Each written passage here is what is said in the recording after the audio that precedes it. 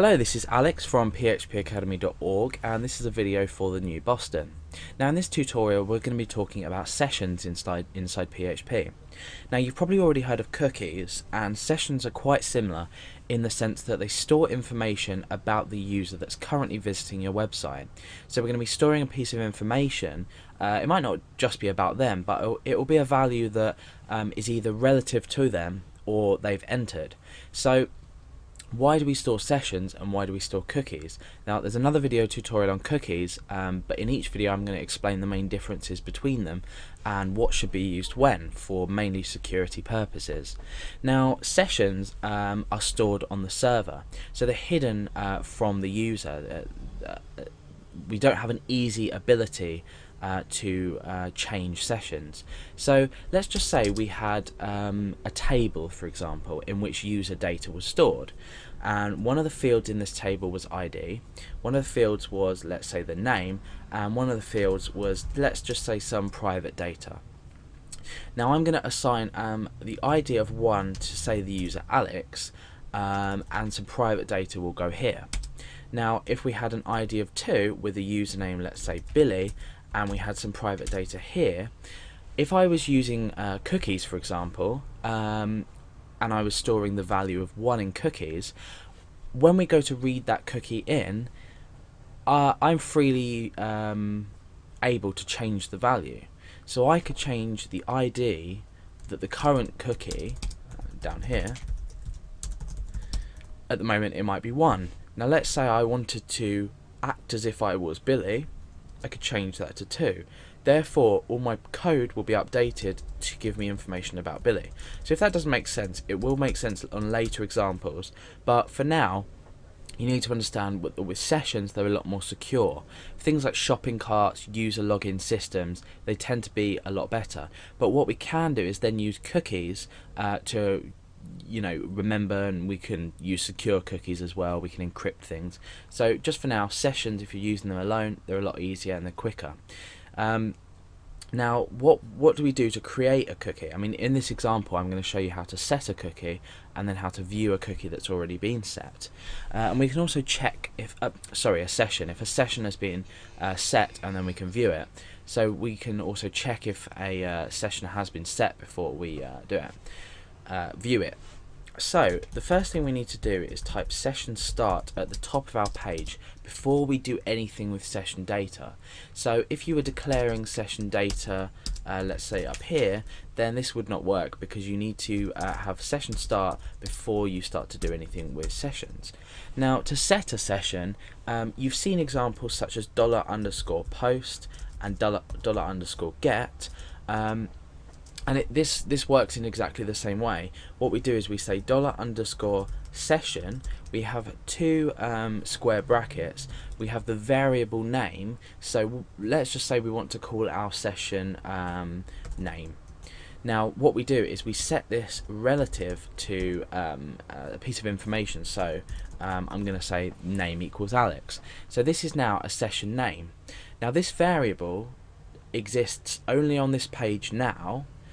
However, it's being stored now as a session, so therefore this should be accessible by any page in our website at any time, even if we don't declare it. So what I've done is essentially started the use of sessions, then I've set a session called name equal to Alex. Now that's on set.php, so let's just go over to this session folder here, and we click on set. Now what's happened now is we've executed or run this code, and session has been set. This particular session has been set with the value Alex. So what happens on view.php when we want to return this data to the user?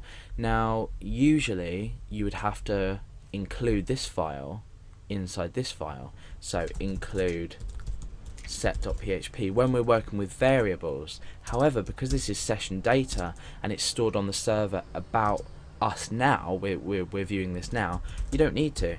So session start, make sure you include that in, even when you're reading back variables, session start. Then we can simply echo $_session name.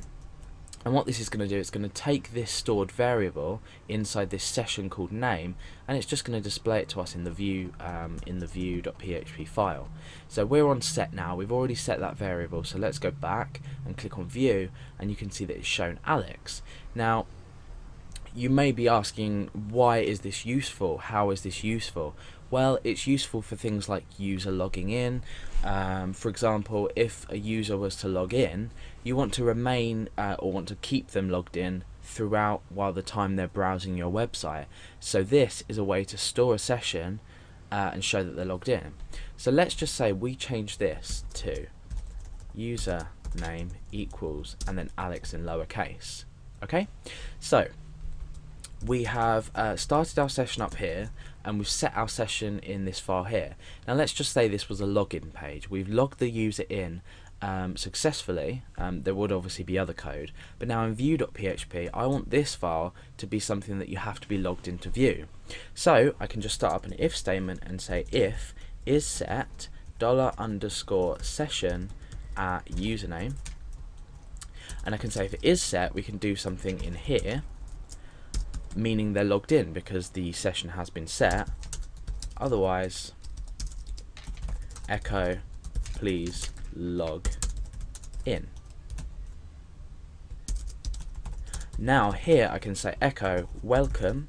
Then what I can do is I can maybe do a comma, then concatenate on $_session username. You could store this in a variable here if you wanted to make it a lot easier to use later on, but just for now I'm going to show you it this way so you can understand. So at the moment we don't have a session variable called username set. So if we go to this view.php page and refresh, you can see it says please log in. Now if we go back to our other file set.php, what we've done now is we've set our username session data, and that's equal to Alex. So the result we should achieve when we go on view.php is that we check if the session exists, and it does, so we're going to echo welcome, comma, and then the user's name. So if we click on view, you can see that that's exactly what we get, and it says welcome Alex. So you can see now how simple it is in actual fact to create some kind of login and register system. Obviously these are the very or these are just a minor part of the registration and login system itself. However, later on things like that are a lot easier to pick up when you have these types of fundamentals. So that's sessions in PHP.